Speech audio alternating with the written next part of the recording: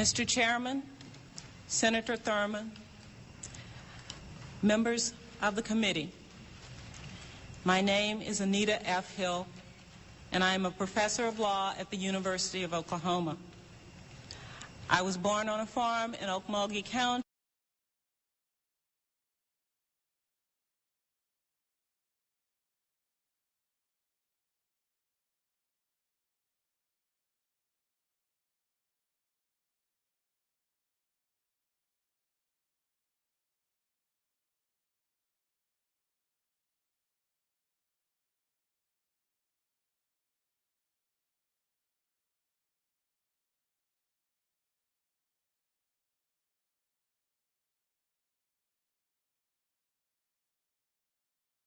I was born on a farm in Okmulgee County, Oklahoma in 1956. I am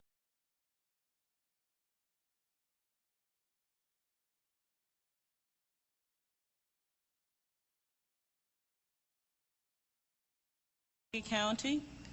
My father, Albert Hill, is a farmer in that area. My mother's name is Irma Hill. She is also a farmer and a housewife.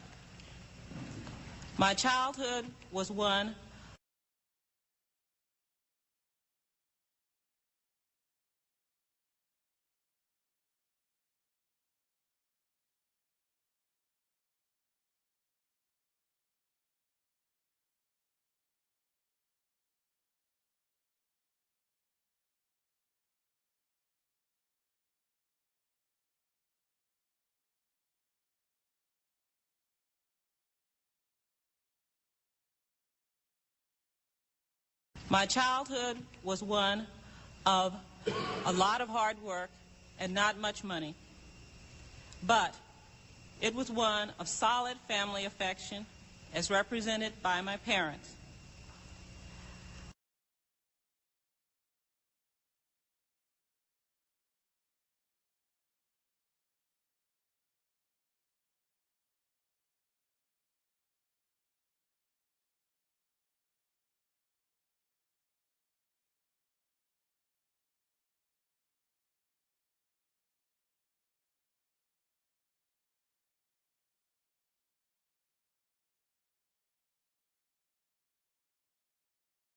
I was reared in a religious atmosphere in the Baptist faith, and I have been a member of the Antioch Baptist Church in Tulsa, Oklahoma since 1983.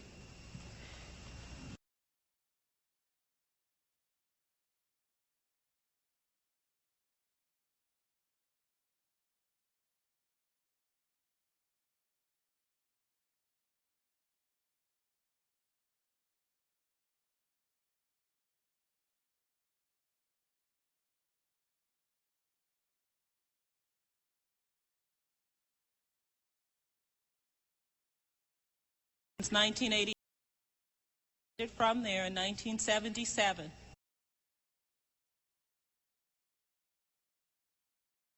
I graduated from the university with academic honors and proceeded to the Yale Law School, where I received my J.D. degree in 1980. Upon graduation from law school, I became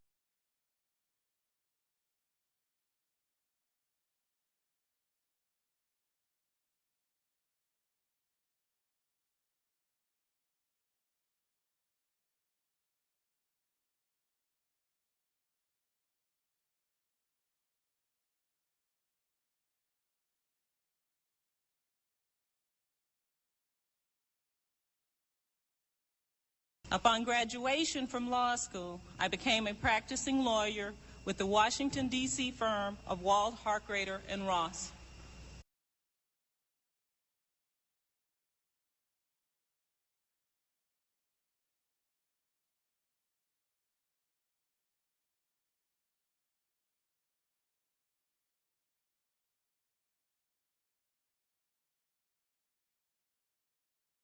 In 1981, I was introduced to now Judge Thomas by a mutual friend. Judge Thomas told me that he was anticipating a political appointment, and he asked if I would be interested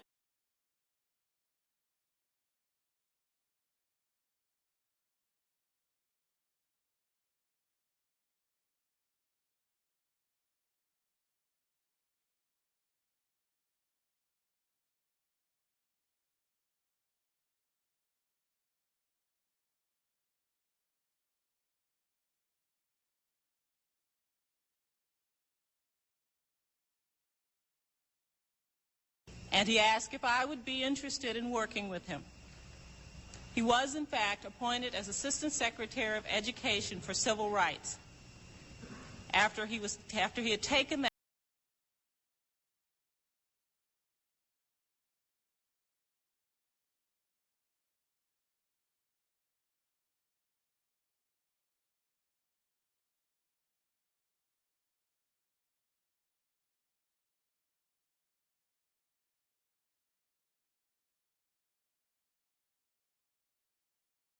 After he had taken that post, he asked if I would become his assistant, and I accepted that position. In my early period there, I had two major projects. The first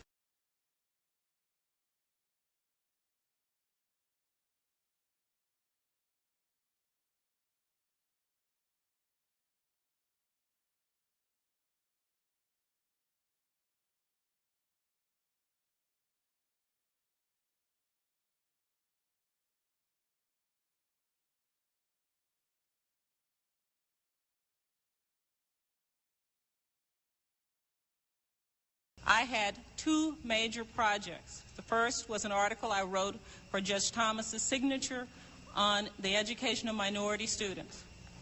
The second was the organization of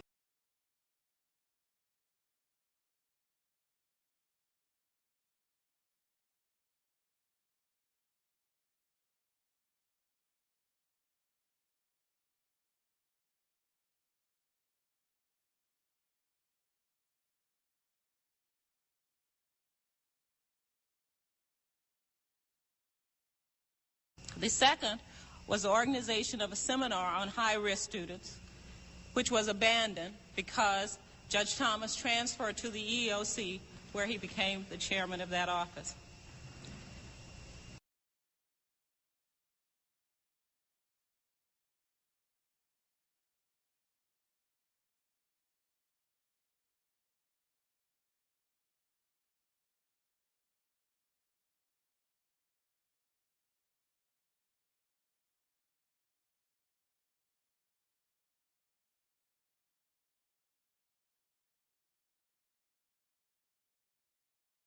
The chairman of that office. During this period at the Department of Education, my working relationship with Judge Thomas was positive. I had a good deal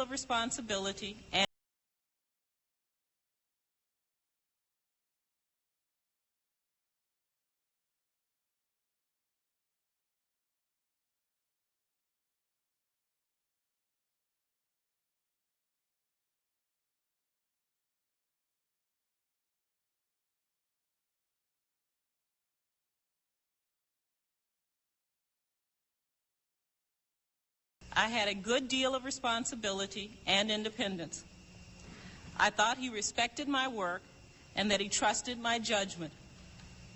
After approximately 3 months of working there, he asked me to go out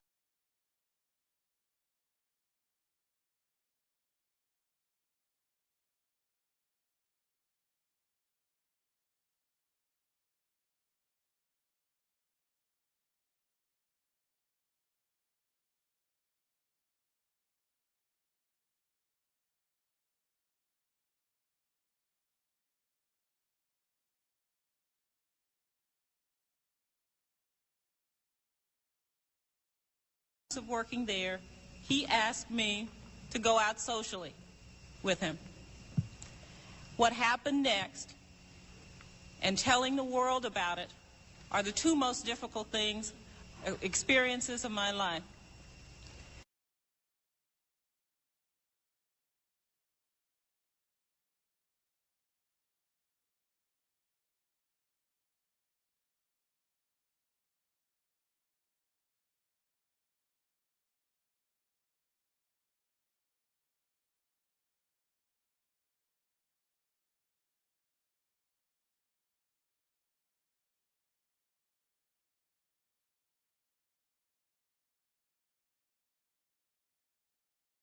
Experiences of my life. It is only after a great deal of agonizing consideration and great number of sleepless nights that I am able to talk of these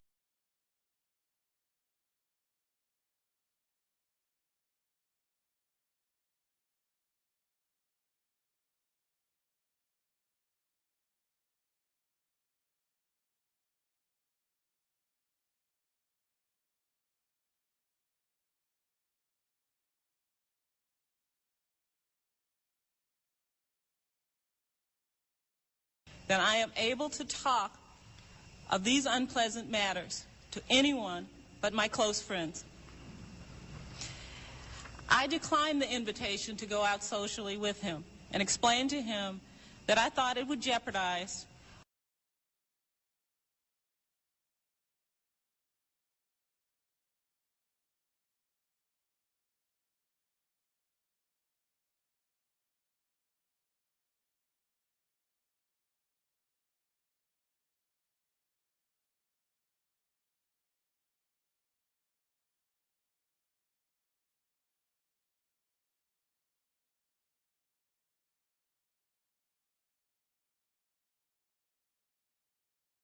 that I thought it would jeopardize at what at the time I considered to be a very good working relationship. I had a normal social life with other men outside of the office.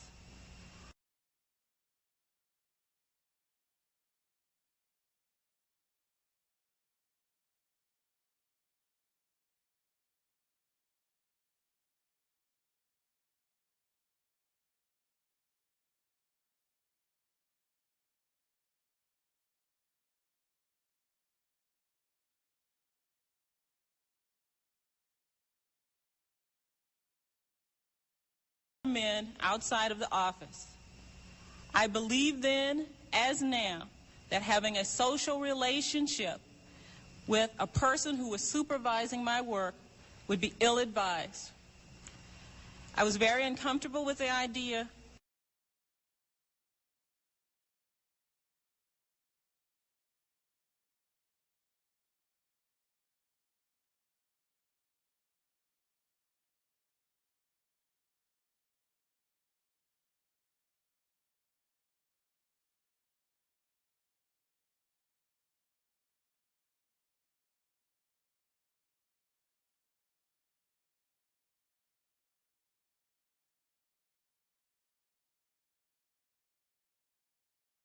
I was very uncomfortable with the idea and told him so. I thought that by saying no and explaining my reasons, my employer would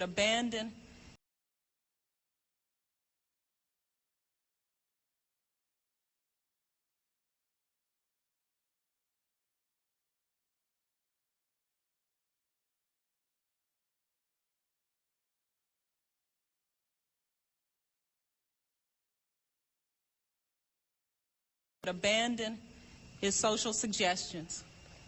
However, to my regret, in the following few weeks, he continued to ask me out on several occasions.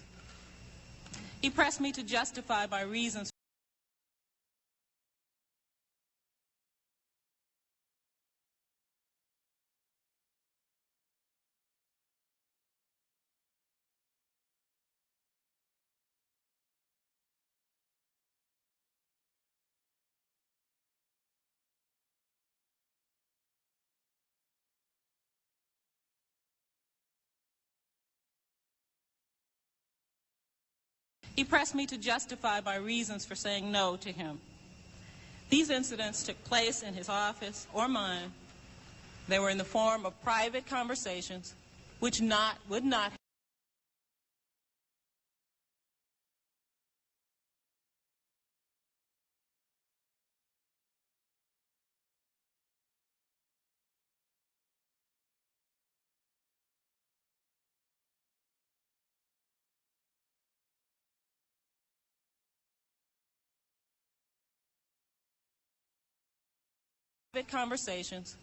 not would not have been overheard by anyone else. My working relationship became even more strained when Judge Thomas began to use work situations to discuss sex.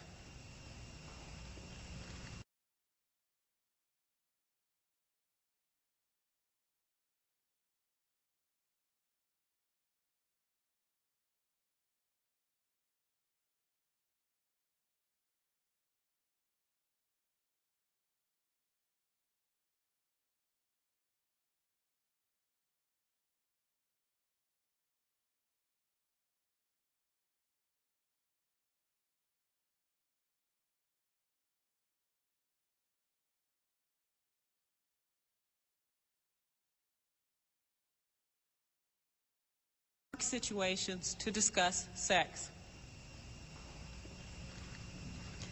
On these occasions, he would call me into his office for reports on education issues and projects, or he might suggest that because of the time pressures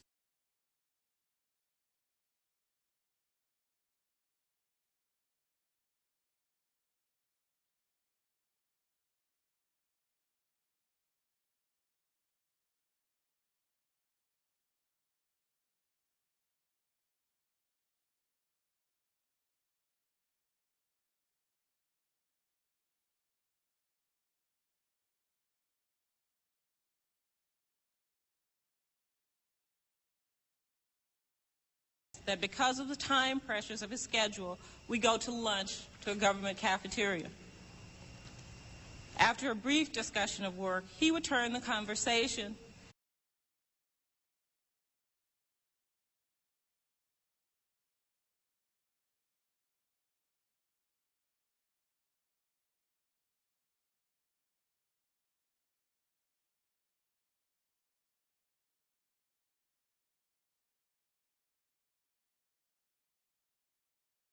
he would turn the conversation to a discussion of sexual matters.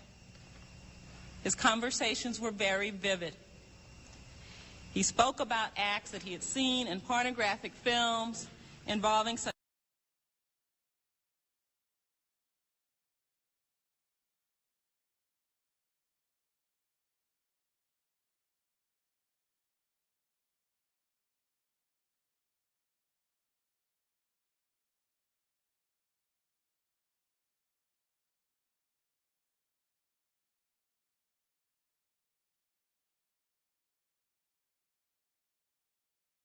pornographic films involving such matters as women having sex with animals and films showing group sex or rape scenes.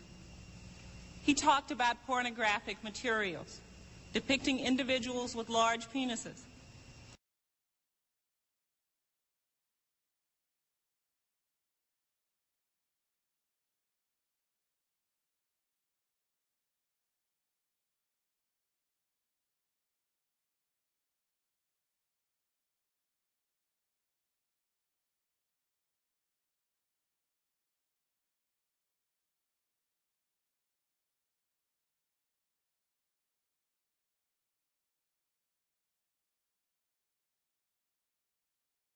Depicting individuals with large penises or large breasts involved in various sex acts.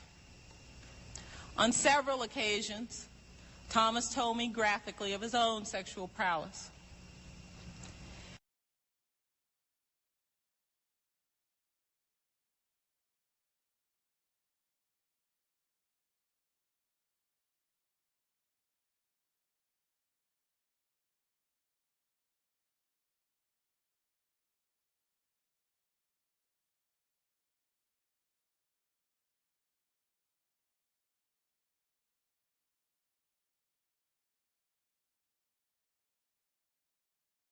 Sexual prowess.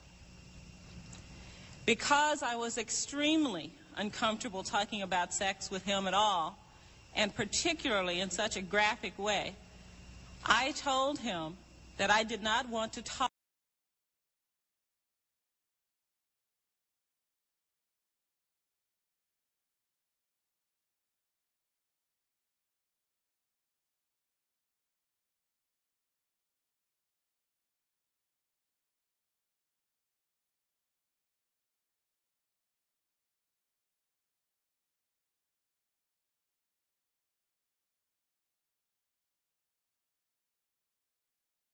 I told him that I did not want to talk about these subjects. I would also try to change the subject to education matters or to non-sexual personal matters, such as his background,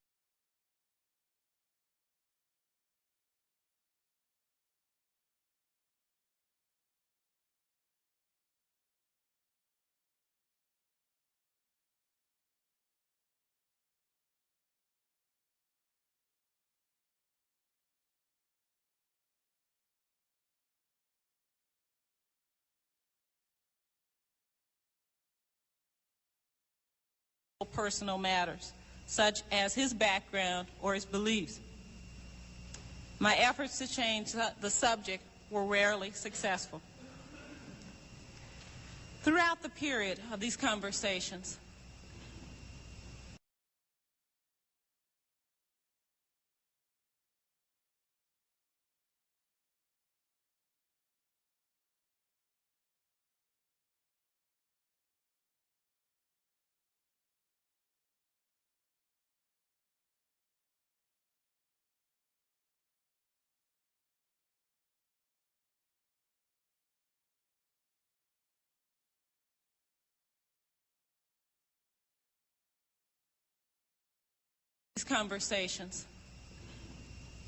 he also from time to time asked me for social engagement.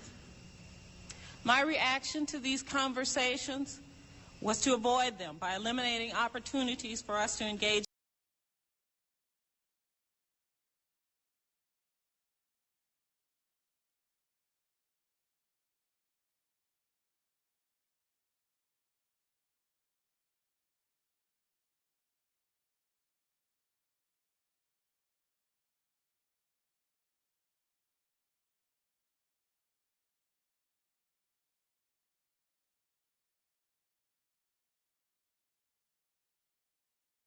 opportunities for us to engage in extended conversations. This was difficult because at the time I was his only assistant at the Office of Education.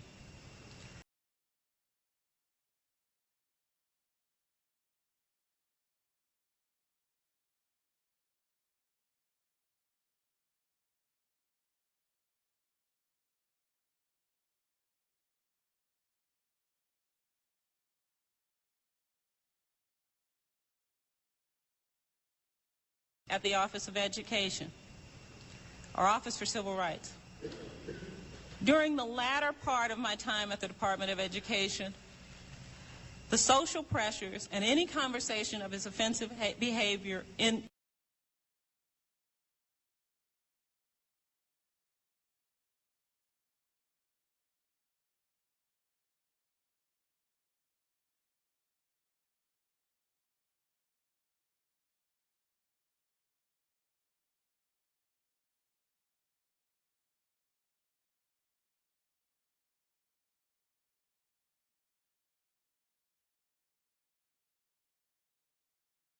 conversation of his offensive behavior ended.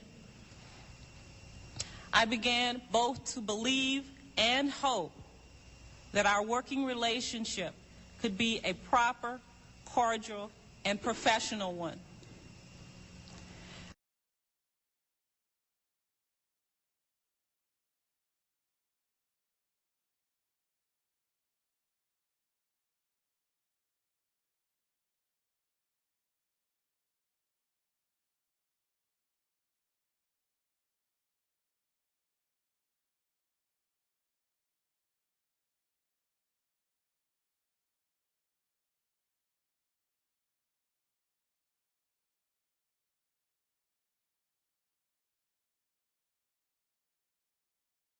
Cordial, and professional one.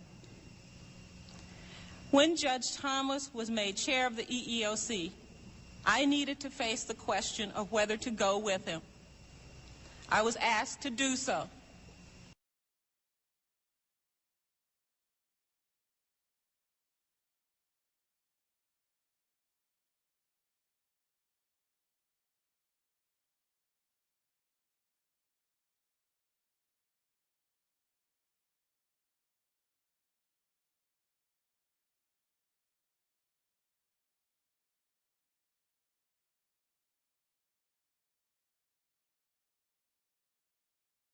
I was asked to do so, and I did. The work itself was interesting, and at that time it appeared that the sexual overtures which had so troubled me had ended.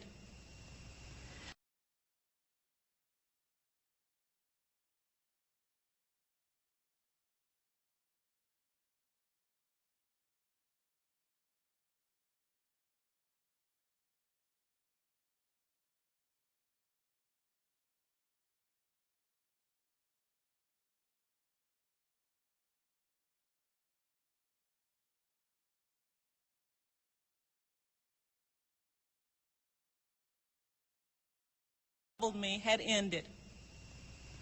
I also faced the realistic fact that I had no alternative job. While I might have gone back to private practice, perhaps in my old firm or at another, I was dedicated to civil rights.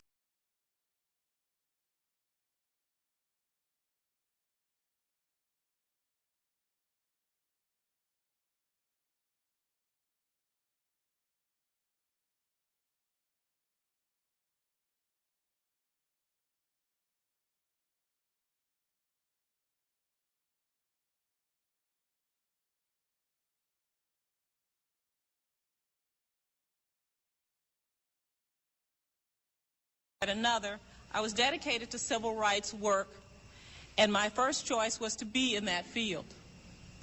Moreover, at that time, the Department of Education itself was a dubious venture.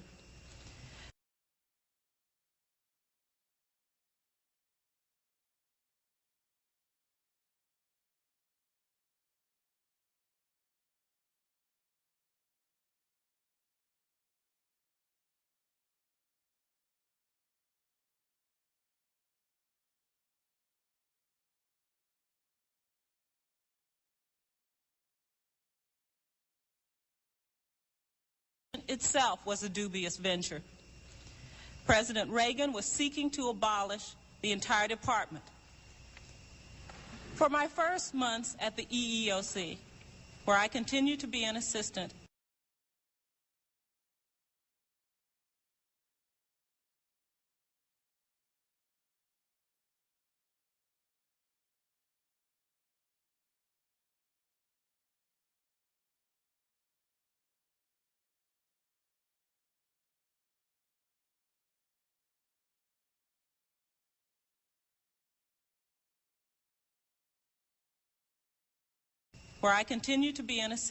to Judge Thomas. There were no sexual conversations or overtures. However, during the fall and winter of 1982,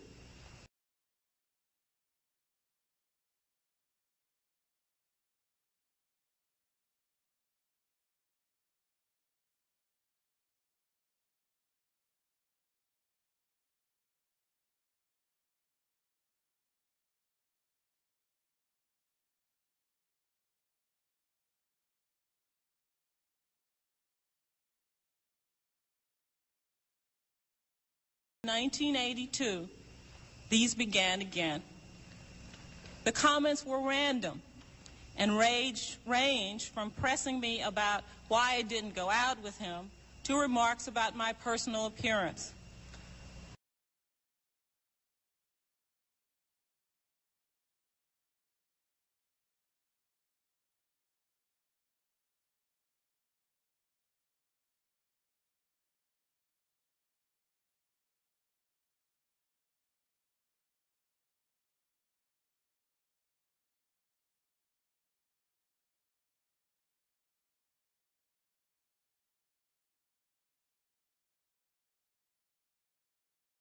About my personal appearance.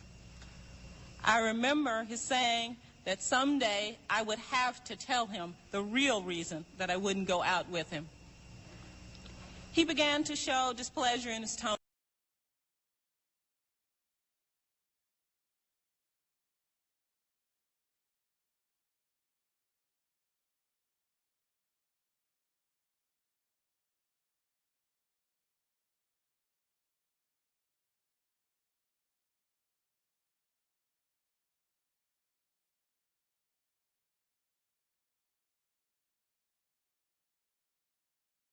He began to show displeasure in his tone and voice and his demeanor, and his continued pressure for an explanation.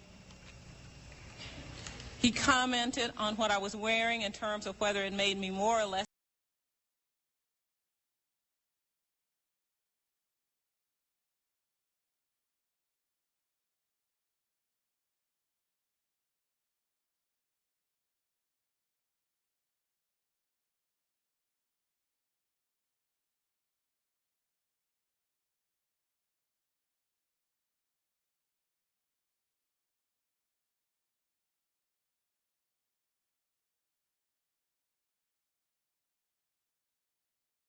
terms of whether it made me more or less sexually attractive. The incidents occurred in his inner office at the EEOC. One of the oddest episodes I remember was an occasion in which Thomas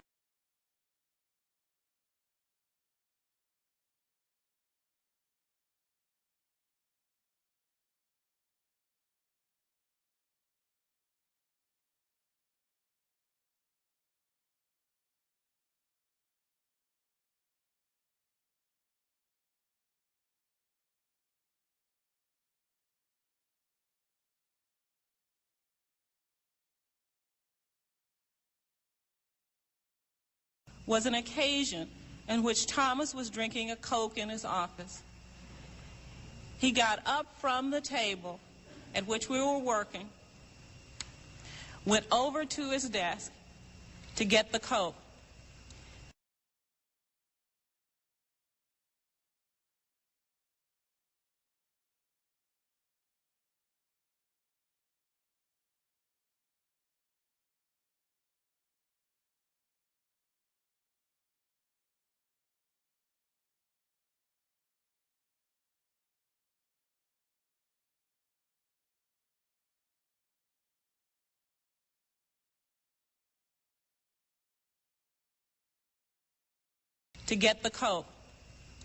Looked at the can and asked, "Who has put pubic hair on my Coke?"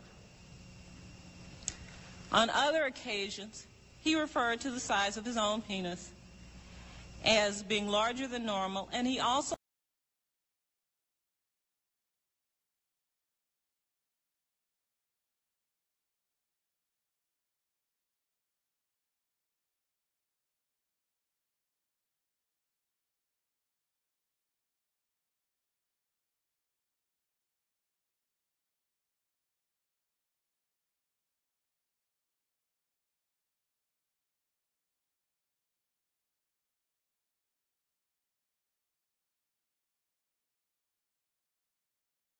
as being larger than normal, and he also spoke on some occasions of the pleasures he had given to women with oral sex.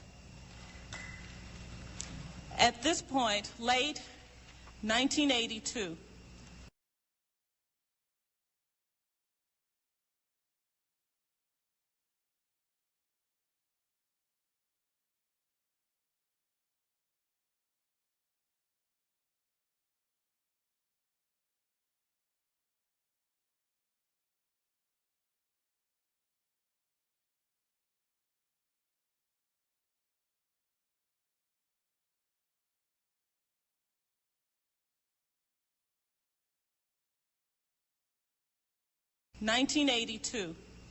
I began to feel severe stress on the job. I began to be concerned that Clarence Thomas might take out his anger with me by degrading me or not giving me important assignments.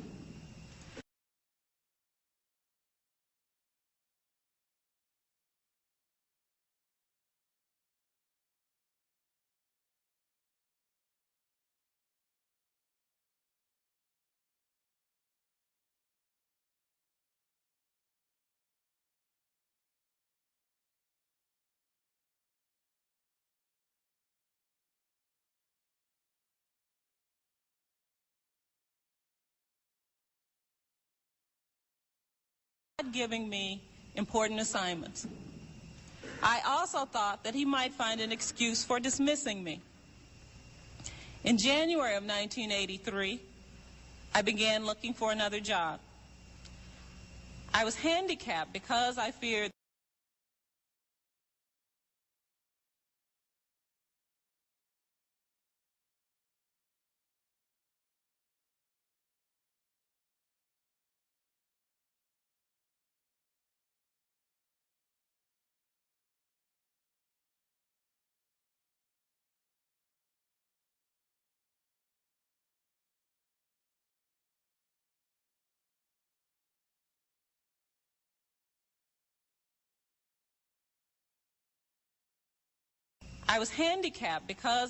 that if he found out, he might make it difficult for me to find other employment, and I might be dismissed from the job I had.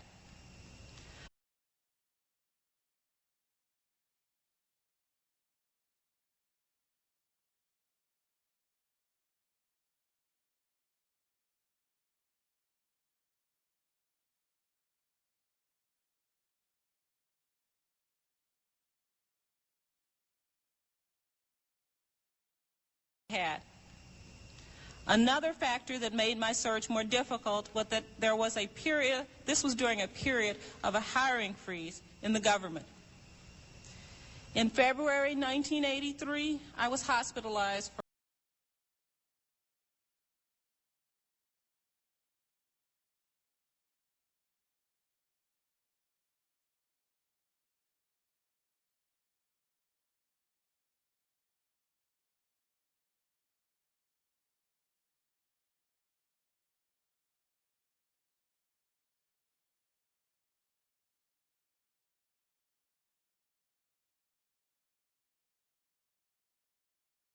In February 1983, I was hospitalized for 5 days on an emergency basis for acute stomach pain, which I attributed to stress on the job.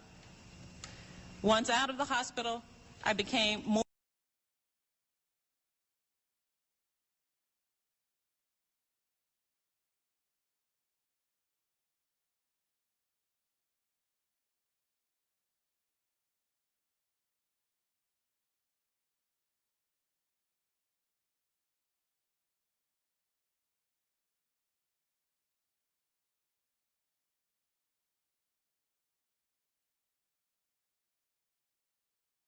Once out of the hospital, I became more committed to find other employment and sought further to minimize my contact with Thomas. This became easier when Allison Duncan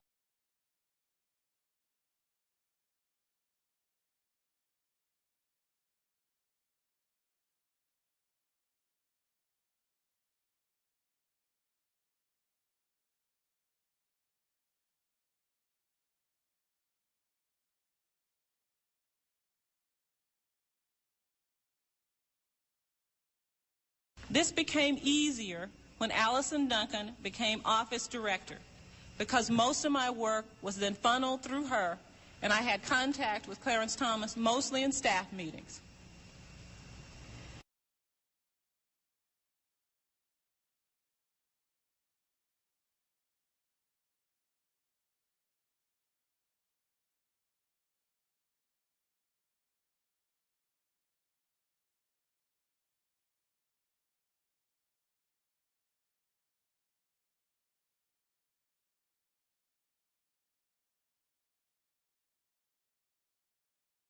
Mostly in staff meetings. In the spring of 1983, an opportunity to teach at Oral Roberts University opened up. I participated in a seminar, taught an afternoon session in a seminar at Oral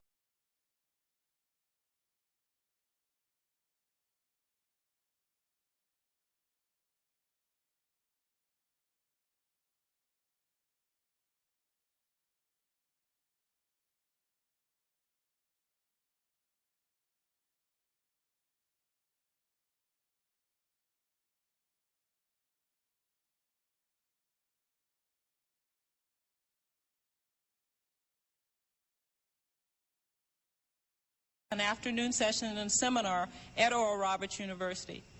The dean of the university saw me teaching and inquired as to whether I would be interested in furthering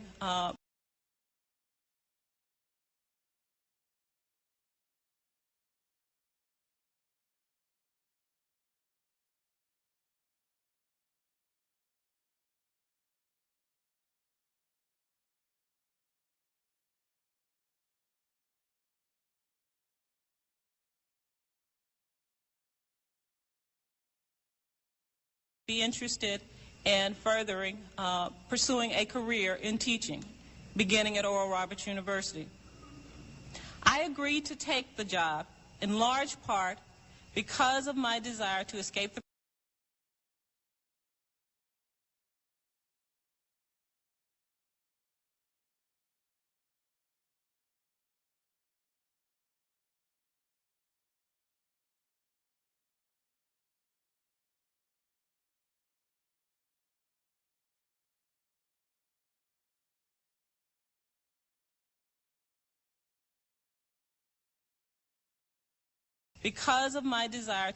pressures I felt at the EEOC due to Judge Thomas.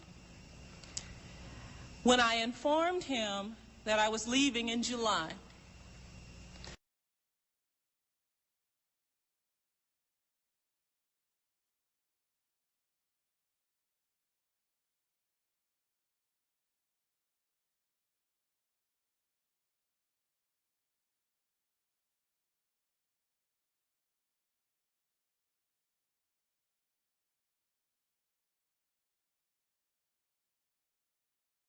In July. I recall that his response was that now I would no longer have an excuse for not going out with him. I told him that I still preferred not to do so.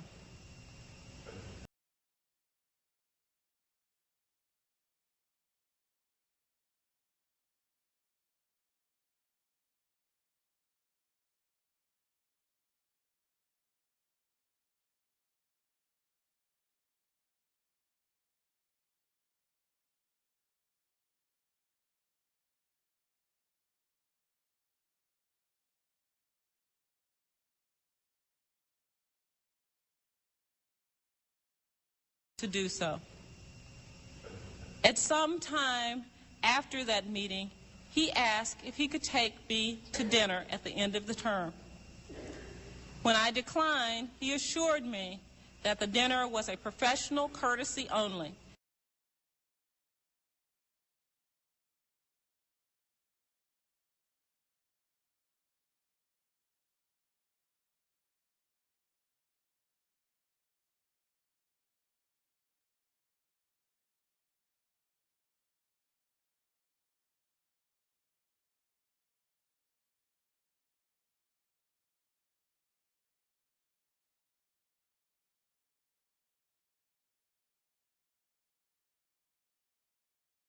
The dinner was a professional courtesy only and not a social invitation.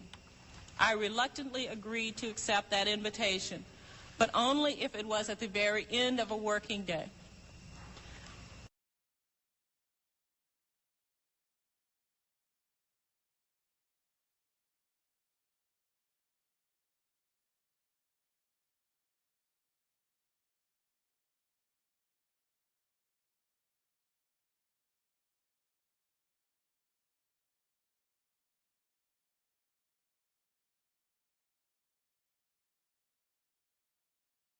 The very end of a working day. On, as I recall, the last day of my employment at the EEOC in the summer of 1983, I did have dinner with Clarence Thomas. We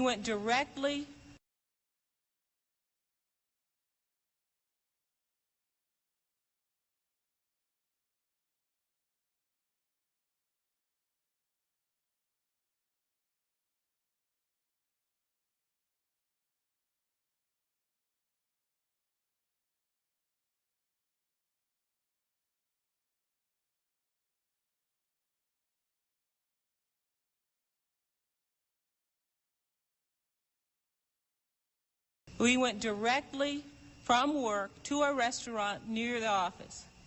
We talked about the work I had done, both at education and at the EEOC.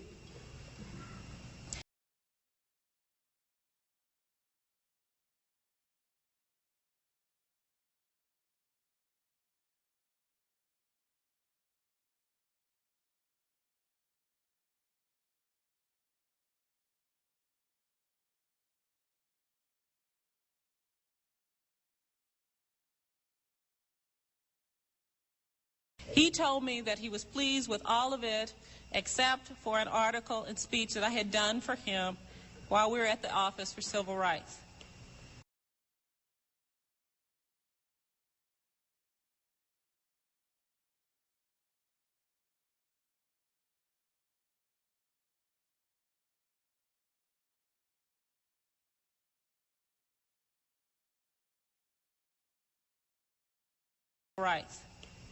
Finally, he made a comment that I will vividly remember. He said that if I ever told anyone of his behavior, that it would ruin his career.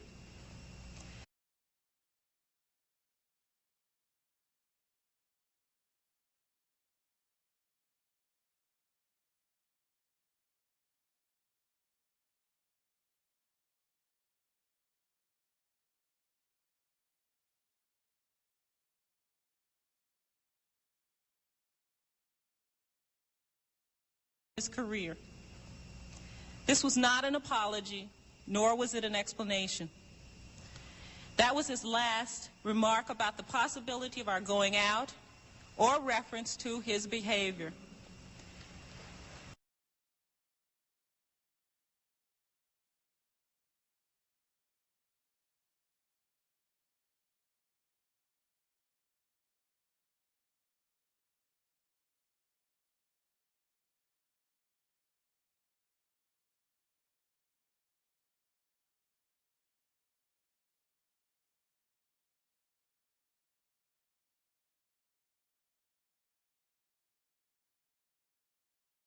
Or reference to his behavior.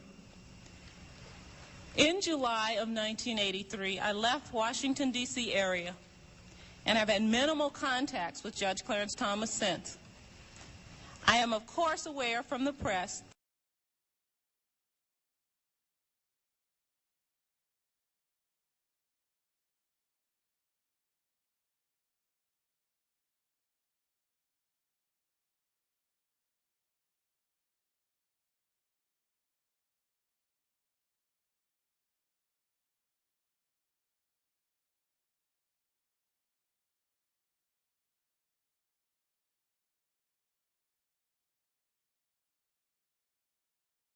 I am, of course, aware from the press that some questions have been raised about conversations I had with Judge Clarence Thomas after I left the EEOC. From 1983 until today, I have seen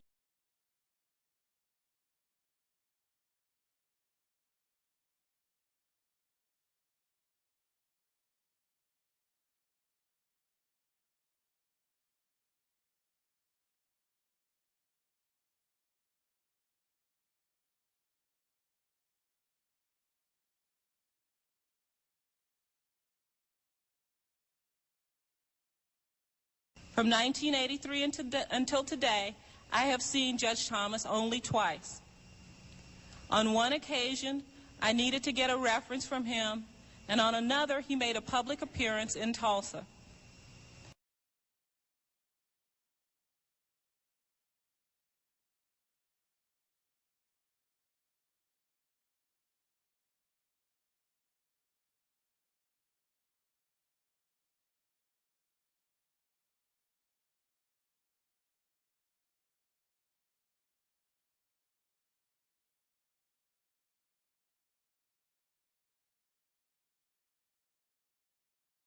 He made a public appearance in Tulsa. On one occasion, he called me at home, and we had an inconsequential conversation. On one occasion, he called me without reaching me, and I returned the call.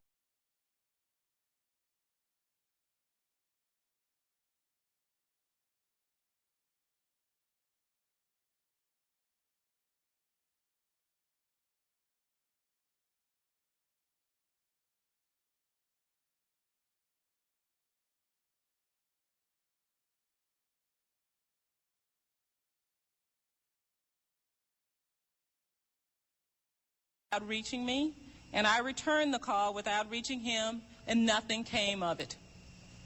I have, on at least 3 occasions, been asked to ask as a conduit to him for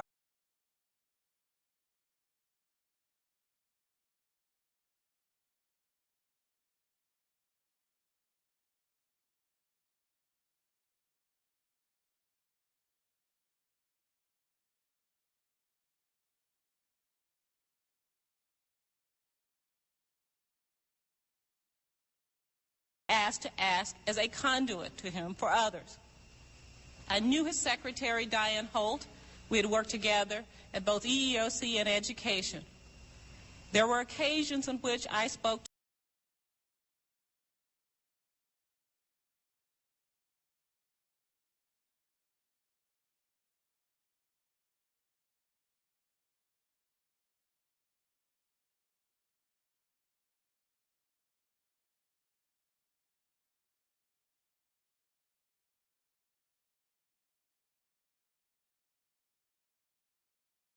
There were occasions in which I spoke to her, and on some of these occasions, undoubtedly, I passed on some casual comment to then Chairman Thomas. There were a series of calls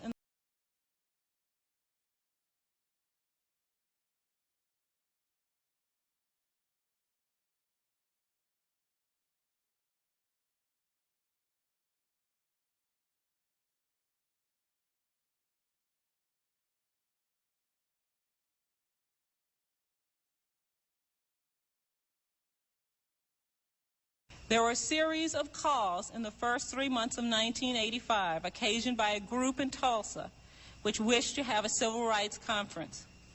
They wanted Judge Thomas to be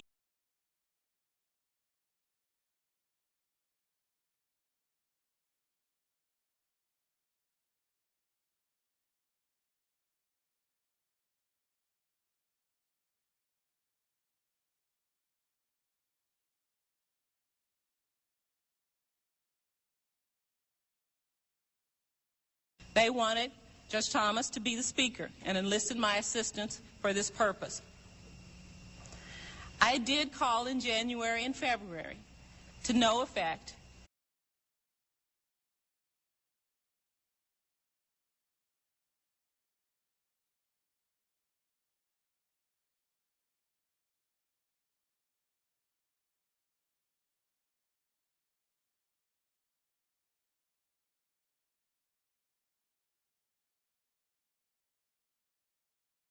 To no effect, and finally suggested to the person directly involved, Susan Cahall, that she put the matter into her own hands and call directly.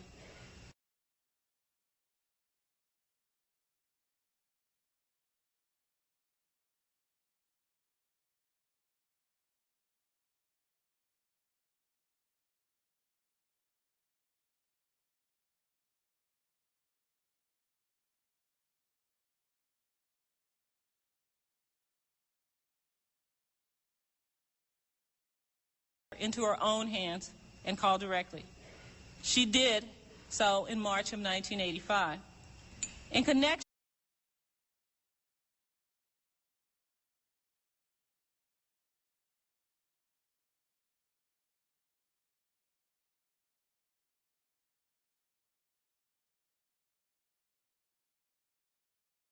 wanted conference materials for the seminar, and some research was needed.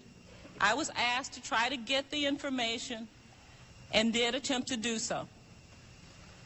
There was another call about another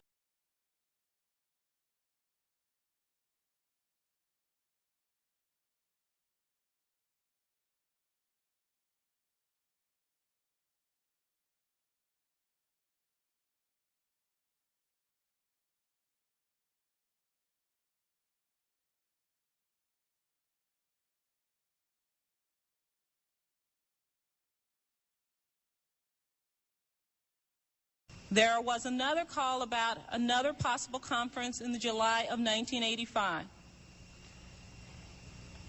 In August of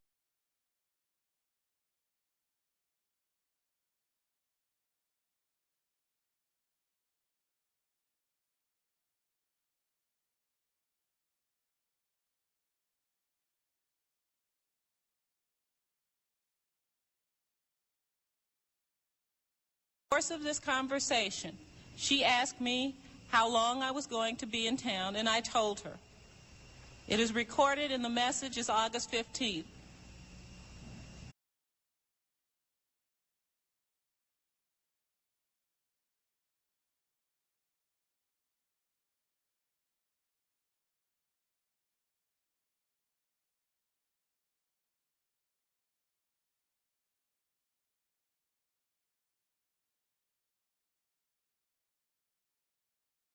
August 15th. It was, in fact, August 20th. She told me about Judge Thomas's marriage, and I did say, congratulate him. It is only after a great deal of agonizing consideration that I am able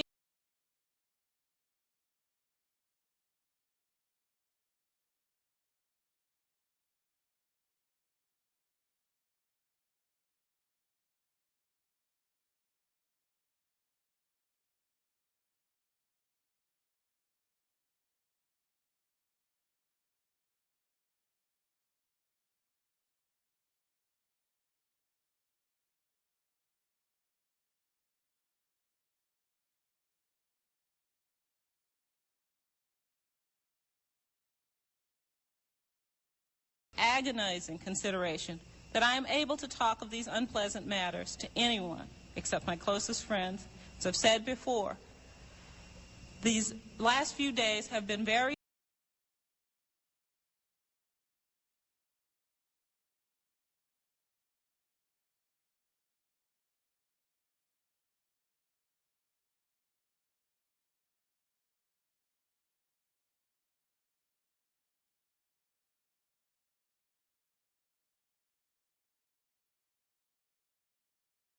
These last few days have been very trying and very hard for me.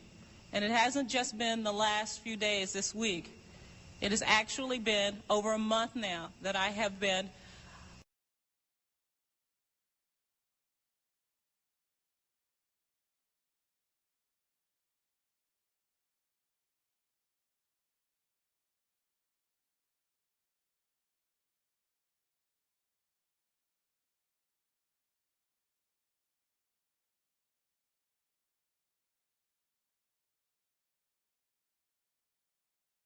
I have been under the strain of this issue. Telling the world is the most difficult experience of my life, but it is very close to having to live through the experience that occasioned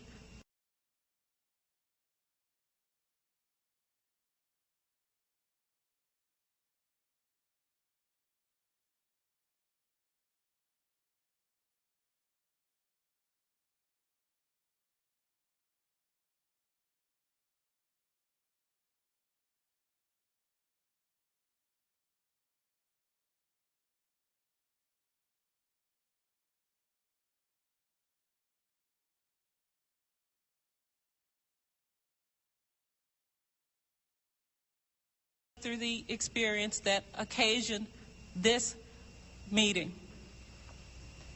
I may have used poor judgment early on in my relationship with this issue.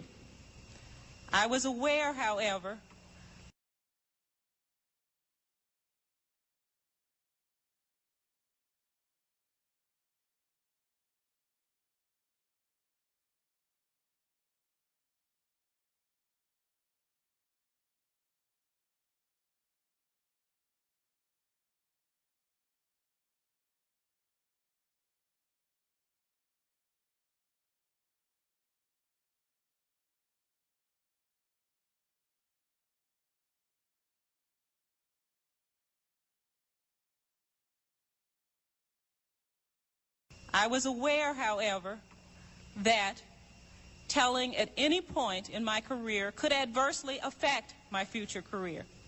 And I did not want early on to burn all the bridges to the EEOC.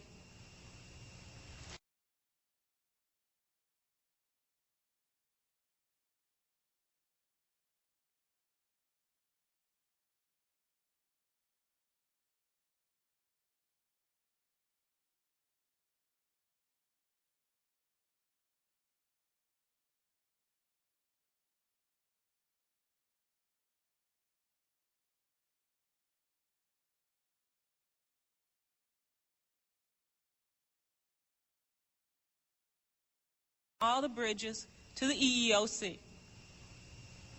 As I said, I may have used poor judgment. Perhaps I should have taken angry or even militant steps, both when I was in the agency or after I left it.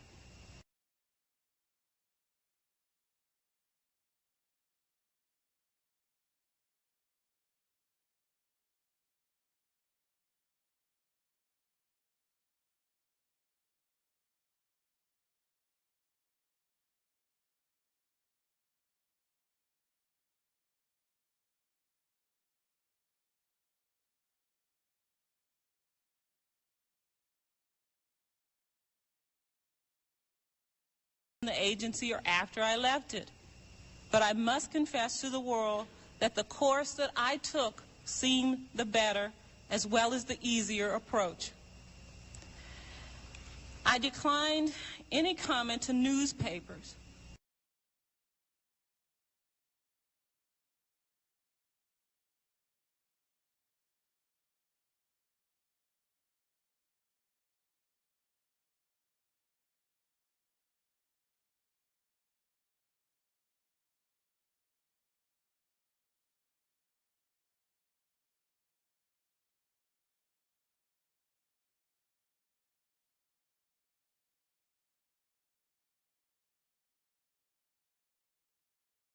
I declined any comment to newspapers, but later, when Senate staff asked me about these matters, I felt I had a duty to report.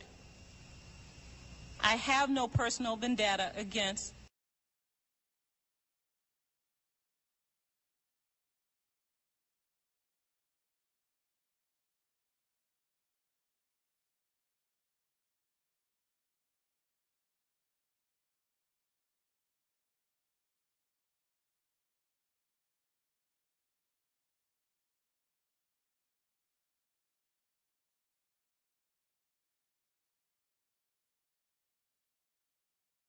I have no personal vendetta against Clarence Thomas.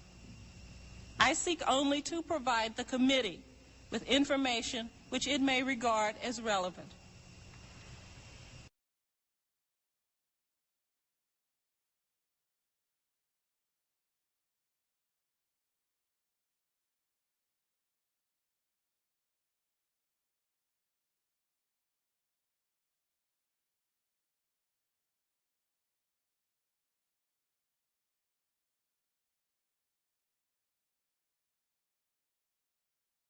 Relevant. It would have been more comfortable to remain silent. It took no initiative to inform anyone. I took no initiative to inform anyone.